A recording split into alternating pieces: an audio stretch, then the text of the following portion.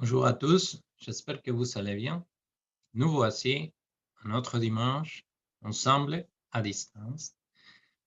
Mais bon, nous allons continuer avec les sujets, les thèmes sur l'adoration à Dieu. J'ai trouvé que c'était intéressant de sortir un peu du contexte Covid, etc.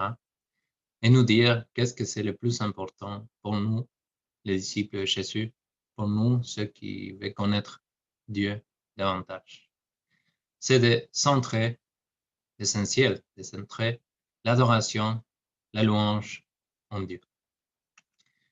Nous continuons, c'est la deuxième partie, et c'est basé sur le texte dans l'évangile de Jean, chapitre 4, versets 20 à 24. Je vous laisse lire cela parce que théorie, ça sera coupé pour mon image plus grande que la dernière fois, j'espère. Donc, relisez le texte et on continue.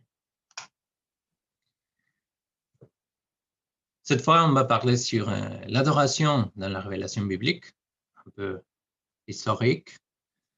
L'adoration en esprit et en vérité, c'est ce que Jésus dit, que le Père cherche des adorateurs en esprit et en vérité. Pour conclure, et enfin pour conclure. Alors, bien que cela soit évident, nous devons toujours nous rappeler que nous ne pouvons que diriger notre adoration vers Dieu. Il est important que nous soyons prudents avec cela. N'oublions pas que Dieu est un Dieu de grâce, est un Dieu d'amour, mais il veut une relation d'exclusivité, il faut le dire. Il ne partage l'adoration de son peuple avec personne d'autre. Rien d'étonnant, hein? Rien d'étonnant, car nous-mêmes, on cherche cela dans une relation de couple, par exemple. Exode 34, 14 nous dit « Vous ne vous prosternerez devant aucune autre divinité, car le nom de l'Éternel, c'est le jaloux, un Dieu qui ne tolère aucun rival. » Et ce n'est pas seulement dans l'Ancien Testament. Dieu veut une relation d'exclusivité.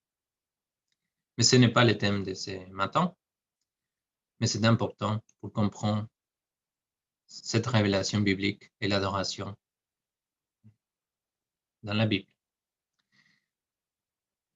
La révélation biblique, évidemment, est longue et des versets, des textes sur l'adoration, il y en a beaucoup. Mais nous allons faire un petit résumé qui nous aide à mieux comprendre l'adoration biblique. Par exemple, les patriarches, Abraham, Isaac et Jacob, étaient considérés des hommes de l'attente et de l'autel, c'est-à-dire des pèlerins et des adorateurs. Dans le livre de l'Exode, nous voyons que Dieu a envoyé Moïse pour libérer Israël de l'esclavage de l'Égypte. Oui, mais pourquoi? Pour qu'il puisse l'adorer. Finalement, vous connaissez l'histoire, le pharaon les a laissés aller sans condition pour adorer leur Dieu en dehors de l'Égypte. Au cours de leur voyage à travers le désert, Dieu leur a donné la loi ainsi que diverses instructions sur la façon dont ils devraient l'adorer. Il leur a également ordonné de construire un tabernacle où Dieu manifestait sa gloire au milieu de son peuple. Plus tard, nous voyons dans tous les livres historiques et prophétiques de l'Ancien Testament l'accent et l'importance que les cultes et l'adoration avaient dans la vie du peuple d'Israël. En fait, beaucoup étaient les prophètes qui ont dénoncé leurs péchés et ont appelé la nation à se tourner vers l'adoration de seul vrai Dieu. Malheureusement, ils ont échoué et à cause de leur insistance à suivre les dieux païens, la nation a été emmenée en captivité. Israël à la Syrie et Juda à Babylone. Nous venons au Nouveau Testament, nous voyons comment Jésus-Christ est adoré. Les sages de l'Est, les rois mages, ont adoré Jésus quand ils l'ont trouvé à Bethléem. Les disciples l'ont adoré quand il est monté dans la barque après que la tempête se soit calmée. Les femmes qui étaient allées au tombeau l'ont adoré après sa résurrection. Les 100 disciples l'ont adoré également parce qu'ils l'ont vu ressusciter. Et par exemple, un aveugle qui était guéri par Jésus l'adorait aussi. Et même Jésus a continué dans la même direction que les prophètes de l'Ancien Testament, dénonçant dans le même temple la fausse adoration que Dieu recevait. Ensuite, les apôtres qui ont prêché l'Évangile au milieu des cultures païennes avaient pour objectif de réconcilier les hommes avec le seul vrai Dieu afin qu'ils deviennent ses adorateurs. Finalement, dans le livre de l'Apocalypse, nous voyons que l'activité constante dans les ciels est l'adoration. En effet, ce livre nous enseigne que l'acte qui détermine notre destinée finale est l'adoration. Ce panorama biblique, très court, certes, il y a plus, nous laisse deux enseignements sur l'adoration. D'abord, il est clair tout au long de la révélation biblique que le but pour lesquels nous avons été créés et rachetés est que nous soyons des adorateurs de Dieu. Dieu et l'œuvre de la croix doivent être au centre de notre adoration. Ensuite, l'adoration n'est pas une activité facultative, si on peut dire, mais comme par exemple l'a fait le roi David, nous devons continuellement nous exhorter à l'adorer.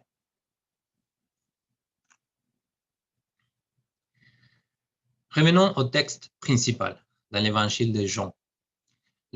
La vraie adoration selon Jésus est basée sur deux faits principaux. Il doit être en esprit et en vérité. D'abord, que signifie adorer Dieu en esprit? En premier lieu, l'adoration en esprit a un rapport avec la nouvelle naissance ou la conversion. Notez qu'il ne dit pas que Dieu cherche des adorateurs, mais que le Père cherche des adorateurs. Pour la vraie adoration, il doit y avoir une relation intime avec Dieu. Il doit être notre Père. Deuxièmement, l'adoration vient du cœur. C'est ce que Dieu regarde principalement quand il nous entend. Il ne fait pas tellement attention à l'endroit où nous le faisons, ni à la posture corporelle que nous adoptons en le faisant. Il regarde notre cœur, l'intention, la vraie intention de notre cœur. Et troisièmement, l'adoration est la réponse de notre esprit à l'Esprit de Dieu. Cela signifie que c'est le Saint-Esprit qui nous permet et qui nous pousse à adorer. Ça, c'est adorer Dieu en esprit. Ensuite, on peut nous demander, que signifie adorer Dieu en vérité? Cela nous rappelle que Dieu est aussi rationnel et que la vraie adoration doit engager notre pensée. J'ai parlé de cœur, mais l'adoration engage aussi notre pensée. En premier lieu, cela implique que nous pensons à ce que nous faisons lorsque nous adorons. Nous pensons à ce qu'on est en train de faire quand nous adorons. Chanter de vos hymnes ou prier de manière mécanique et répétitive, sans réfléchir, sans penser à ce que nous disons, à ce que nous faisons, ce n'est pas l'adoration biblique. Comme Jésus l'a dit, ce n'est rien de plus que des vaines répétitions avant de nous expliquer comment il faut prier avec notre Père. 1 Corinthiens 14:15 nous dit « Que ferai-je donc?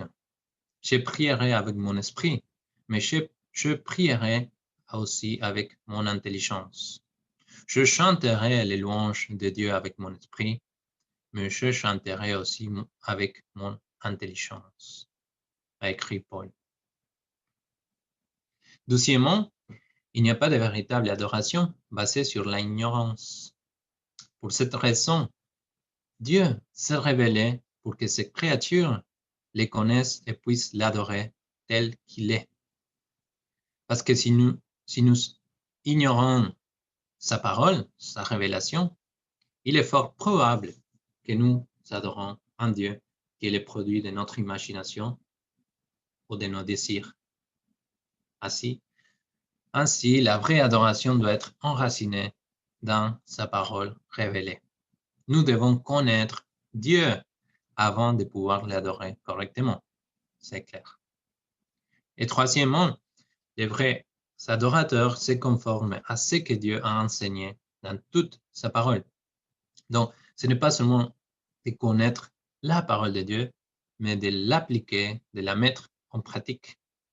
La seule connaissance de la parole en elle-même ne garantit pas qu'il y aura une vraie adoration.